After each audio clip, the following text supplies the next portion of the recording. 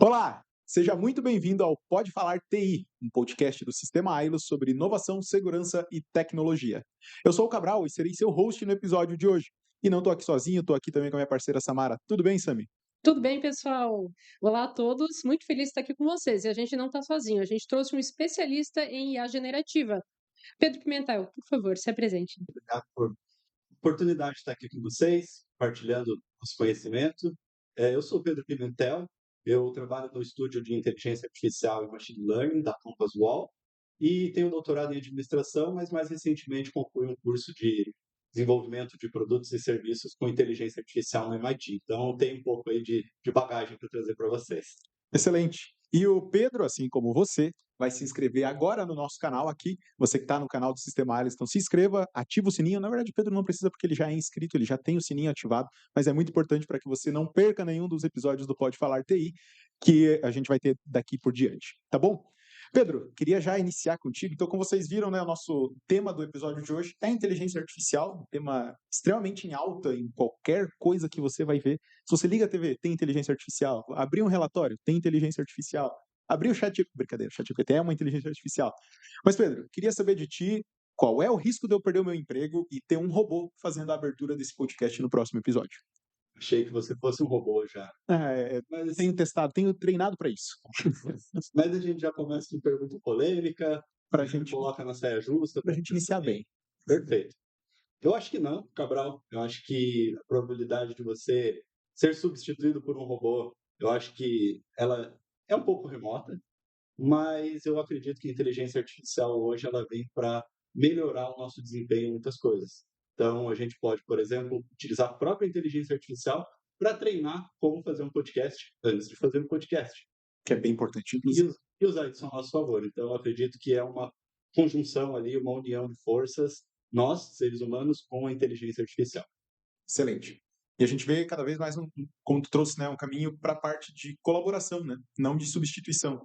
E em cima disso, eu até queria entender de ti, se cenário atual, olhando para a inteligência artificial de forma geral, se a gente, quanto pessoas inseridas nisso, a gente já perdeu esse medo realmente de ser substituído, já está olhando mais como colaboração, e o que tem de mais quente, vamos dizer assim, hoje, olhando para esse tema? Legal. A inteligência artificial hoje tem a possibilidade da gente utilizar ela a nosso favor. Então, a gente pode utilizar ela para nos capacitar, para conseguir um desempenho melhor naquilo que a gente faz e utilizar, como eu falei, ao nosso favor. O Brasil é muito interessante porque saiu um relatório bem recentemente sobre isso da Universidade de Stanford, que ele traz que os brasileiros são um dos povos com mais otimismo em relação à inteligência artificial. Então, cerca ali de 3/4 da população acredita que a inteligência artificial vem para beneficiar e vem para trazer aspectos mais positivos do que negativos no trabalho com ela e na utilização do dia a dia. Então, em termos do que tem de mais moderno e pensamento em relação ao que a inteligência artificial pode fazer por nós e para nós, eu acho que nesse sentido a gente continua bem otimista e com boas expectativas.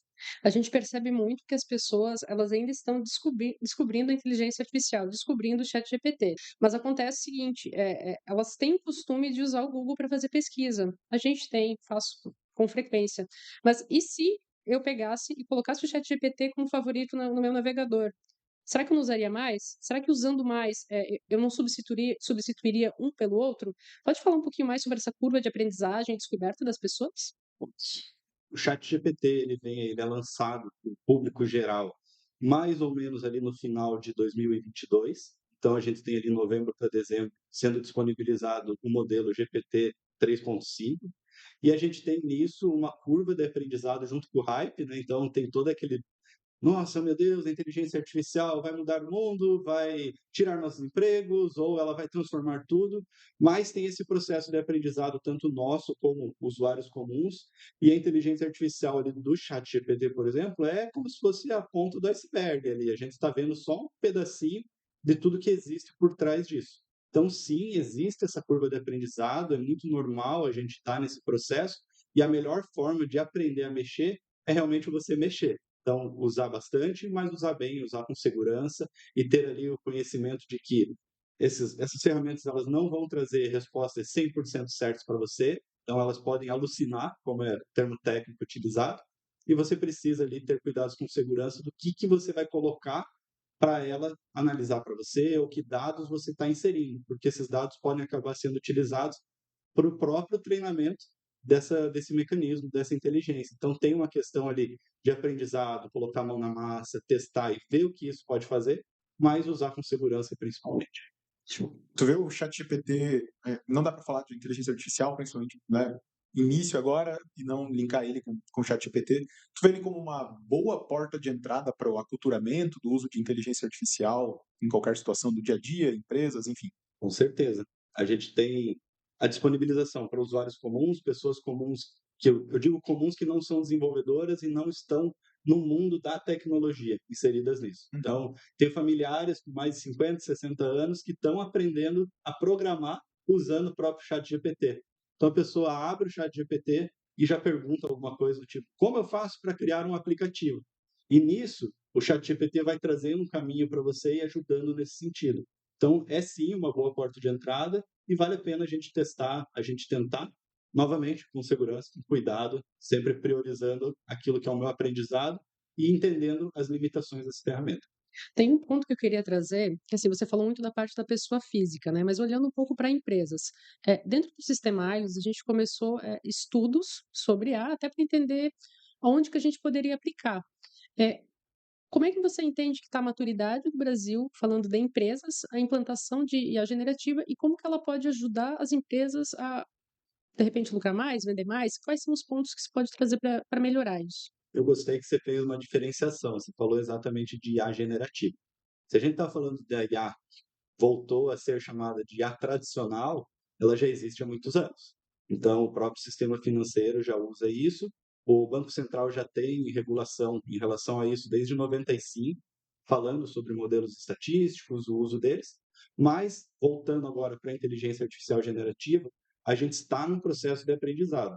Então, a indústria, o mercado como um todo, está aprendendo, primeiro, como lidar com a inteligência artificial, quais são as suas limitações e, principalmente, os potenciais. Mas o que a gente já sabe é, a gente consegue utilizar a inteligência artificial generativa para personalizar produtos de uma forma muito positiva. Então, a gente consegue escalar, então, alcançar mais pessoas, mais usuários, mais cooperados, mais clientes, de uma forma cada vez mais personalizada. Então, se você antigamente tinha um chatbot, por exemplo, que você brigava para falar com ele, você não conseguia passar o menu, não sabia se digitava o número ou falava a palavra e estava sempre buscando ali, quero falar com uma pessoa, preciso falar com um atendente. Hoje em dia você já tem chatbots que conversam com você de uma forma muito mais personalizada e super assertiva.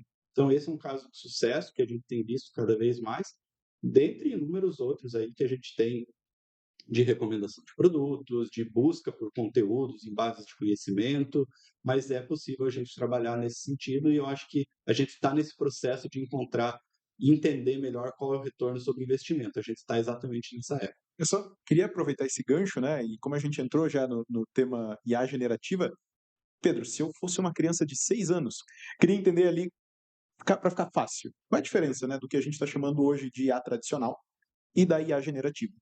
Eu acho que esse é o assunto mais comentado no início de qualquer palestra que você assiste, que é inteligência artificial não é uma super novidade. Ela já é estudada aí há décadas. Então, ela já existe e ela já está no nosso dia a dia. E a diferença está exatamente no que vocês já mencionaram. A diferença é que essa inteligência artificial que a gente via até recentemente sendo falada, ela era inteligência artificial tradicional. Então, explicando da maneira mais simples possível, a inteligência artificial tradicional ela está voltada para cumprir tarefas que já são pré-estabelecidas. A máquina ela aprende conforme ela está trabalhando nessas tarefas, mas você diz para ela fazer X e ela vai fazer X. Então, ela não vai sair do caminho que você propõe. Ela replica, ela repete algo que ela já aprendeu. Ela repete algo e repete algo melhor do que você poderia fazer. Então, tem essa capacidade. Tal qual uma criança de 6 anos. Perfeito. A criança absorve e repete o comportamento. A IA generativa, por outro lado, ela tem essa capacidade de gerar conteúdos novos. Então, a gente não precisa entrar em termos técnicos de aprendizado supervisionado, não supervisionado, não precisa entrar nisso para explicar que a grande diferença é, você tem ali diversos dados para a inteligência artificial generativa e ela cria coisas novas a partir daquilo. Então, ela ajuda você a analisar aqueles dados e a criar textos, sons, imagens. Então, tudo isso é grande diferencial. Então, você pode pedir, que nem vocês comentaram bastante, o chat GPT. Ele é um modelo de linguagem que você vai conversar com ele. Hoje você pode conversar por áudio, então ele também reconhece a sua voz, mas você digita para ele algo, então crie alguma coisa para mim, e ele vai criar no sentido de sons, imagens, dependendo da ferramenta, é claro, mas o ChatGPT ele já consegue hoje criar imagens e texto, que é o que você interage com ele e conversa com ele. Falando um pouco sobre instituições financeiras, né? É, como é que a gente pode trabalhar com IA generativa dentro desse nicho específico? Legal.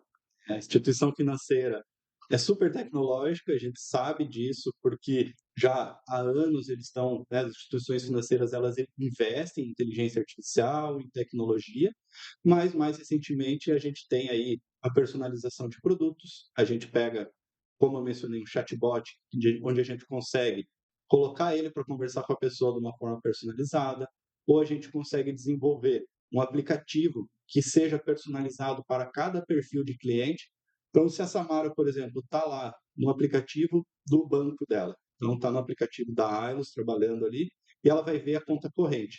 A gente consegue colocar a máquina para aprender como está sendo a sua interação e priorizar determinadas funções para você, sugerir novos produtos. Então, tudo isso é possível olhando para o sistema financeiro. Mas, para além disso, eu acho que tem alguns casos de uso mais tradicionais, recomendação de crédito, então você entender o perfil daquele cliente e ver o quanto de crédito é possível liberar para ele, eu acho que a inteligência artificial pode ajudar com isso. Detecção de fraude, então você vê um cliente que nunca comprou um valor acima de tantos R$ 1.000, por exemplo, e de repente ele tem uma conta que estourou o orçamento.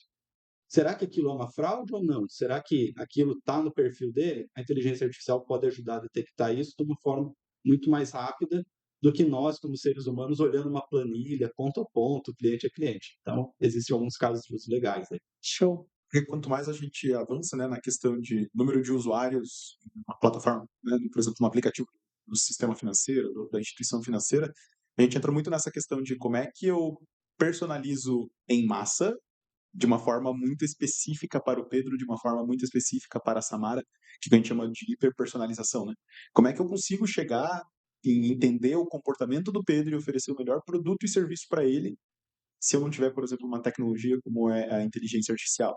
Tu entende que a inteligência artificial, principalmente a generativa, ela consegue nos trazer esse olhar de hiperpersonalização em massa, ainda que de uma forma bastante detalhada no individual?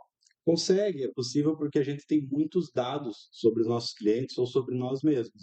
Às vezes a gente não tem nem noção da quantidade de dados que nós produzimos.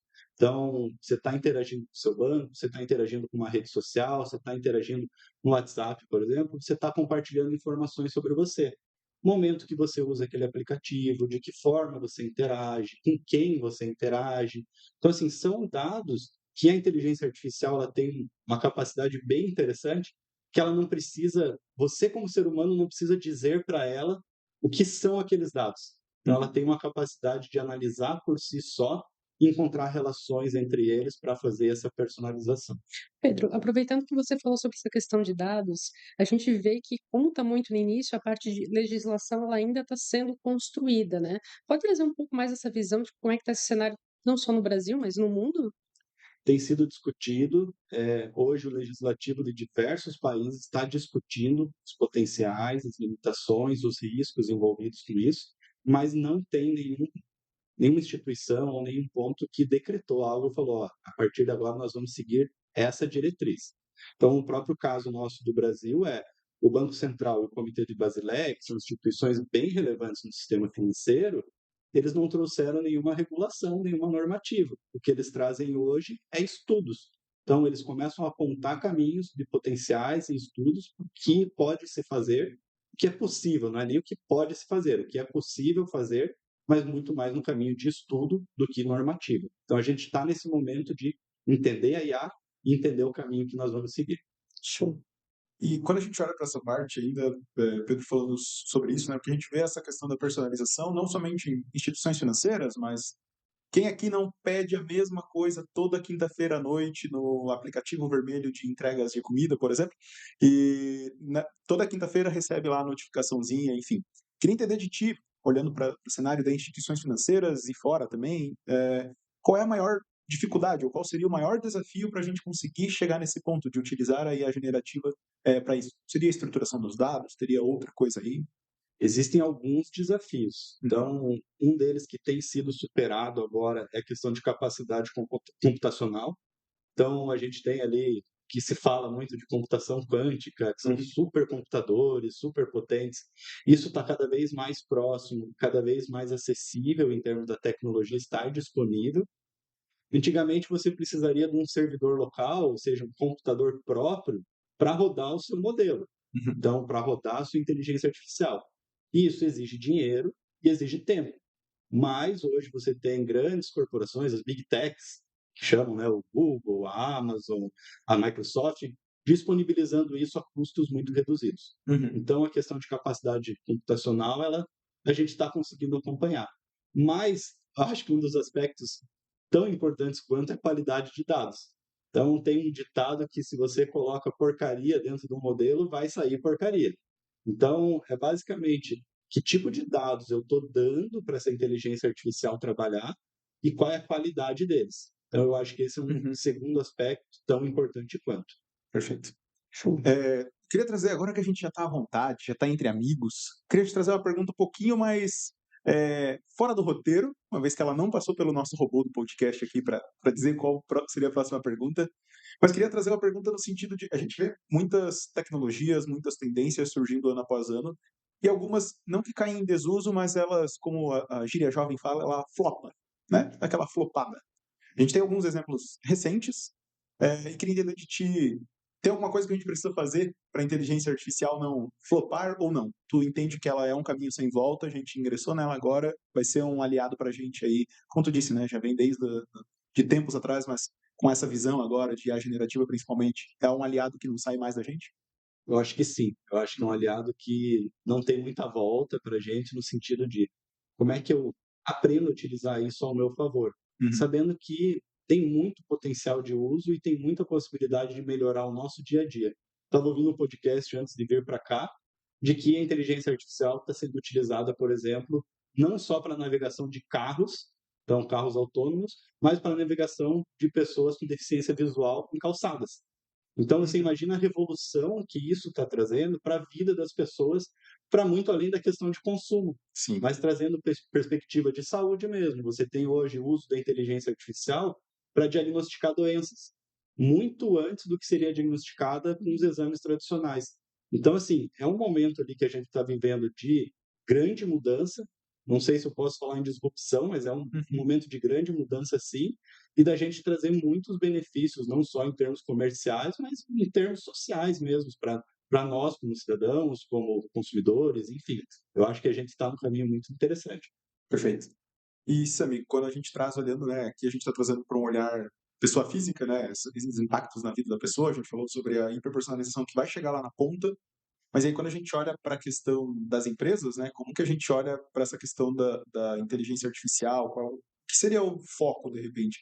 Porque entendo que a gente pode partir para o nível de disrupção em algum momento, mas a gente vai ter que, talvez, em alguns pontos, iniciar, olhando muito para a questão, quais seriam os temas iniciais aí, quando a gente fala no início dessa adaptação, né? Falando de maturidade, né, da empresa, porque assim, ela não vai sair de repente já oferecendo um produto personalizado, mas sim começando com testes pequenos, simplificados, talvez olhando para a eficiência operacional, de que maneira que a gente implanta devagarinho a ideia dentro da empresa. Buscar ganhos incrementais. Então, a gente muito provavelmente não vai conseguir chegar e falar: a inteligência artificial vai revolucionar a minha empresa, mas a gente vai detectar áreas e comportamentos humanos que a gente pode melhorar. Então, um exemplo assim, que a gente não é um exemplo de inteligência artificial, mas dá para entender, com automação. Todo dia tem uma pessoa que fica copiando e colando relatório. Por que eu vou colocar uma pessoa para copiar e colar relatório se eu posso colocar uma máquina para fazer isso e essa pessoa fazer uma tarefa mais produtiva e que gere mais valor? Então, a gente pensar em termos de empresa, eu acredito muito em ganhos incrementais, em pequenas mudanças, mas principalmente tendo cuidado com a qualidade dos dados que estão disponíveis para a gente. Então, se eu puder dar a sugestão em termos organizacionais, corporativos, do que trabalhar, trabalhe em conjunto com cientistas de dados, com as pessoas que estão cuidando da qualidade desses dados, trabalhe em nível executivo para que a estratégia esteja alinhada com o caminho que a empresa está tomando, mas principalmente com o time da SI para que eles tenham cuidado e ajudem você a direcionar melhor os esforços, a homologar ferramentas, a pensar nas limitações, o que dá para fazer nesse momento. Então, ETI com negócios, trabalhando junto e não um segurando o outro, mas trabalhando junto para potencializar mesmo. Quando a gente fala desse tipo de implantação, muitas vezes a empresa não vai ter dentro de casa, né? Então, eu entendo que talvez tenha que ter alguma consultoria externa para trazer um pouco desse conhecimento, porque são perfis específicos de profissionais, né? Mas quem está começando agora e quer mergulhar e está entendendo que, puxa, eu preciso estudar mais, eu preciso aprender sobre isso, que caminhos que segue, qual perfil, o que pode estudar, em que ponto, que caminho que ele segue, sabe? Legal. Depende muito do perfil da pessoa, da necessidade dela, mas a própria internet hoje tem uma abundância de conteúdos absurdas. Então, você pega as Big Techs, elas fornecem cursos e trilhas de aprendizados gratuitos para você fazer. Você entra no site da Microsoft, tem lá toda uma trilha sobre inteligência artificial, sobre programação, sobre machine learning. Você consegue fazer isso. Site do Google, mesma coisa. IBM também. ChatGPT, se você quiser perguntar para ele. Chegamos lá.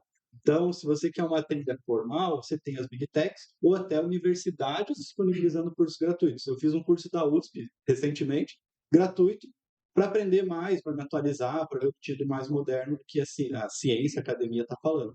Mas o que o Cabral falou é ótimo, o próprio ChatGPT vai ajudar você. Então, eu não sei o que fazer. Vou abrir o ChatGPT, eu vou abrir o Copilot da Microsoft, ou o Gemini do Google, tanto faz a ferramenta que eu vou abrir, e vou perguntar como eu começo a estudar tal assunto. E esse é um caminho ali super legal que vai abrindo novas portas, vai abrindo novos pontos. Perfeito. Ainda dentro da parte que a gente estava falando ali de eficiência operacional, eu lembro que ali no começo do nosso episódio você falou sobre essa parte de colaboração, né? E a gente foi bastante atrelado essa questão da eficiência operacional com o uso da inteligência artificial para realmente fazer essa colaboração. Queria entender de ti se tem, de repente, alguns cases que tu pode trazer, que tu lembra, né? Enfim, a gente consegue ver, por exemplo, leitura de contratos sendo feitos com inteligência artificial e depois o analista dando uma última revisada. Ou seja, a colaboração existe, né? Ela não é uma substituição completa. E queria entender de ti, Pedro. Tem alguns cases que tu pode trazer como exemplo aqui para a gente sobre o tema? Perfeito. Nós somos especialistas daquilo que nós fazemos. Então, se é um médico, ele é especialista na medicina ou naquele caminho que ele escolheu seguir. O engenheiro é especialista ali na área que ele escolheu seguir. E nisso tudo, ele vai ter um senso crítico para julgar o que a inteligência artificial está trazendo para ele de output, de saída, de resultado. Então, essa colaboração é essencial. O caso que você falou, eu vou dar um contrato para a inteligência artificial analisar, mas precisa do olhar humano para ver se aquilo faz sentido. Tem um conceito dentro da ciência da computação, olhando para a inteligência artificial generativa, que é a alucinação. Uhum. E a gente sabe que a inteligência artificial generativa ela gera muita informação que nem sempre é a mais correta. A preocupação dela é gerar informações mais prováveis e não as mais corretas. Então a gente precisa ter essa noção e o olhar crítico nessa colaboração, sim. Perfeito. E antes tu também falou sobre a questão de legislação, né, que está sendo discutida em muitos países, enfim, tu entende que quando chegar para nós, quanto o Brasil, deve chegar algo já pronto, vindo, principalmente olhando para esse tema que a gente estava falando agora. Por exemplo, imagina um contrato que foi analisado por uma inteligência artificial, por uma plataforma, por um programa, enfim, e ele entrega um contrato, de repente, com alguma coisa errada, ou com alguma coisa que gere algum problema, enfim. E aí agora faça a amarração com a parte de legislação. Primeiro, para quem aponta, né? Tipo assim, pô, de quem é o erro aqui, no caso da empresa, da inteligência artificial, a gente consegue apontar isso de alguma forma. E na questão da legislação, você entende que a gente vai se adaptar às normas que virão de fora em algum momento. Acho que é uma interação, hoje a gente está conectado com essa realidade de grandes empresas trazendo tecnologia para a gente. Uhum. O Brasil ainda não é um grande desenvolvedor de tecnologia, mas tem alguns pontos, alguns polos que desenvolvem modelos de inteligência artificial que estão se destacando. Então, a própria USP, a Unicamp, tem feito isso de uma maneira muito interessante, muito legal. Mas, no Brasil, alguns projetos de lei estão sendo discutidos, estão sendo propostos, mas não tem nada apontando para uma solução fechada, né, empacotada para isso. É um caminho que está sendo discutido, eu acho que a gente ainda vai ter a influência de normativas externas de outros países que já estão mais avançados e aprendendo a lidar com isso, mas em algum momento ali o arcabouço constitucional, jurídico, vai precisar aprender a lidar com isso, e aí a gente deixa ali para os Deixa com eles. legisladores, mas eu acho que a sociedade civil, o mercado, tem sim um papel bem importante para ajudar a própria academia, para ajudar a definir os melhores caminhos. A gente, como acho que eu destaquei várias vezes aqui, a gente está num processo de aprendizado. Uhum. Então, aprendendo a lidar com isso. Eu acho que juridicamente também a gente vai precisar aprender a lidar com isso. Olhando para questões futuras, né? Aproveitando esse gancho do aprendizado. Então, a gente entende que sim, foi lançado no passado, então teve essa onda, tá todo mundo falando disso, acho que ainda estão, né? Conforme a onda vai chegando nas pessoas. Mas daqui a alguns anos, como é que você enxerga que a IA vai estar na nossa vida? Ou a gente vai perceber o quão profundo que isso vai estar, sabe? A gente, na verdade, nem percebe hoje em dia. Então, se você pergunta, às vezes, para as pessoas se ela já trabalhou com inteligência artificial ou já utilizou, tem pessoas que não sabem que o buscador do Google usa inteligência artificial, ou assistente de voz que ela usa em casa, seja Alexa, Siri, tanto faz, também usa inteligência artificial. Então, eu acredito que vai estar cada vez mais no nosso dia a dia, incorporado, e muitas vezes a gente não vai se dar conta, como, por exemplo, a gente hoje usa o Google sem nem pensar. Então, a gente tem o nosso buscador, a gente usa ele, não reflete muito sobre isso, mas aprendeu a usar. E inteligência artificial, da mesma forma, pensando no nosso dia a dia, a gente utilizando isso como pessoas, como cidadãos, consumidores, eu acho que vai seguir por esse caminho, sim. Show.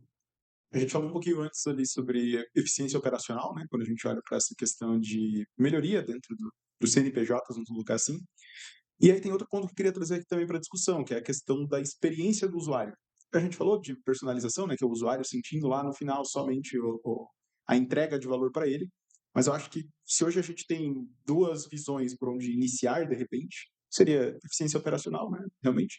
E a entrega de experiência do usuário. Tem um case que eu acho muito legal, antes de te pedir um case, que é um case da New Holland, que eles pegaram todo o manual de instrução do equipamento deles e colocam isso dentro de um chatbot e entregam pro comprador, né, pro usuário, então assim, quebrei a lanterna esquerda do trator.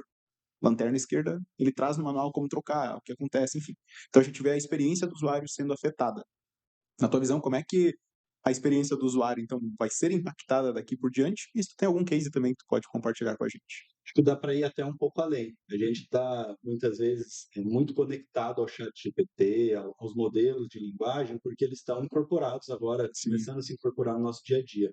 Mas o exemplo que você deu, a gente pode ir até alguns passos além e pensar como é que a gente pode colocar, por exemplo, um manual, um tutorial de forma visual para as pessoas verem. Então, eu posso utilizar a inteligência artificial para me auxiliar na questão visual e o computacional ajudando nisso. Então, por que eu vou pesquisar num chat como trocar a lanterna do meu trator, se eu posso, por exemplo, apontar meu celular e ele mesmo direcionar, clique aqui, faça isso, aperte ali. Então, a gente tem essa possibilidade. A gente ainda não chegou ao ponto, né, do famoso metaverso, mas eu acredito que cada vez mais isso vai estar incorporado de forma muito híbrida no nosso dia a dia, a possibilidade da gente trabalhar com isso, sim.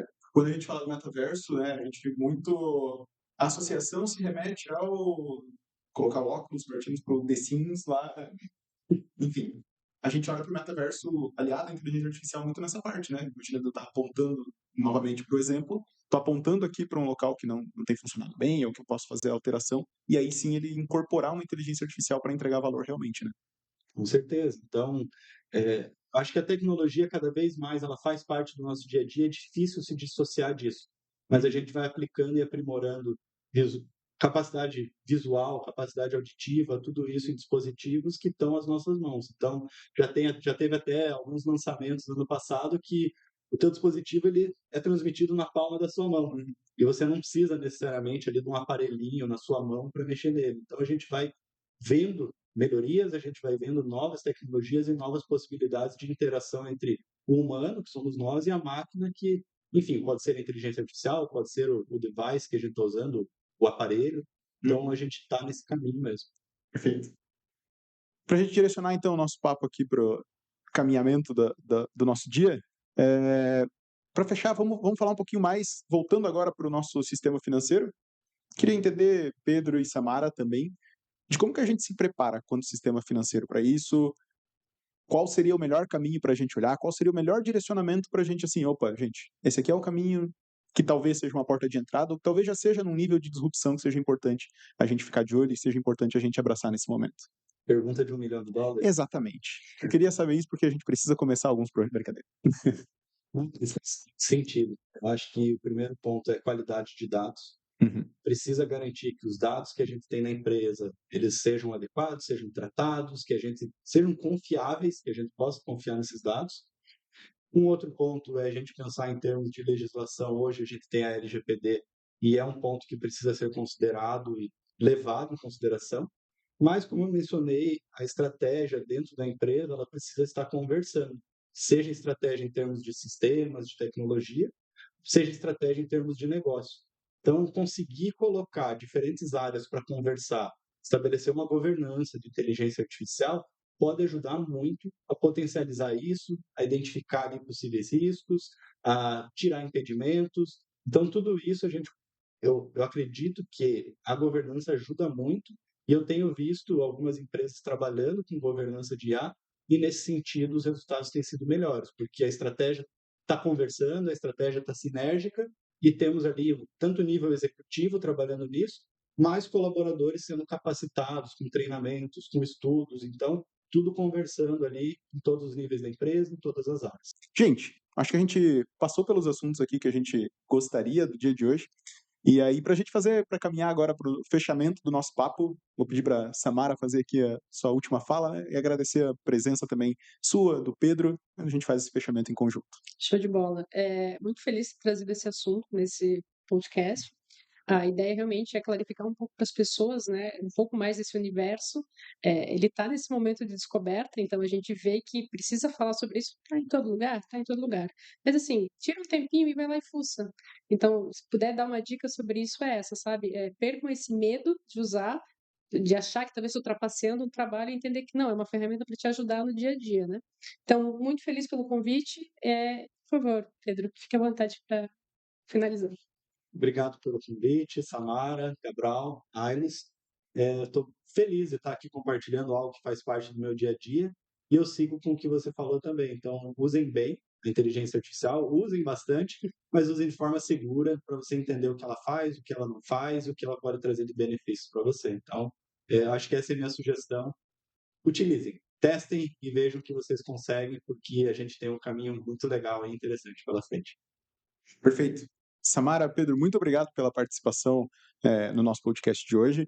Já deixo um desafio para a galera que está nos acompanhando aqui. Deixa aqui nos comentários, se você está assistindo pelo YouTube, enfim, deixa aqui nos comentários qual foi o seu primeiro uso, sua primeira troca com inteligência artificial, para a gente entender se você usa no dia a dia, não usa. Então, deixa aqui embaixo para a gente estar acompanhando. Você, novamente, né, não esqueça de se inscrever, deixar o seu like, é importante demais para a gente conseguir disseminar esse conteúdo. Obrigado a você que chegou até aqui assistindo a gente, vendo ou somente ouvindo. Se você viu em 1,5, obrigado também, mas você deve ter ouvido essa fala de uma forma muito mais rápida, porque eu já falo acelerado naturalmente. Então, se você viu em 1,5 ou 2 vezes, para você ficou bem difícil de acompanhar esse podcast, mas obrigado ainda assim também. Gente, continue acompanhando, teremos mais episódios aqui sobre vários outros temas envolvendo tecnologia, inovação e segurança. Então fique com a gente e acompanhe os próximos episódios. Valeu, muito obrigado.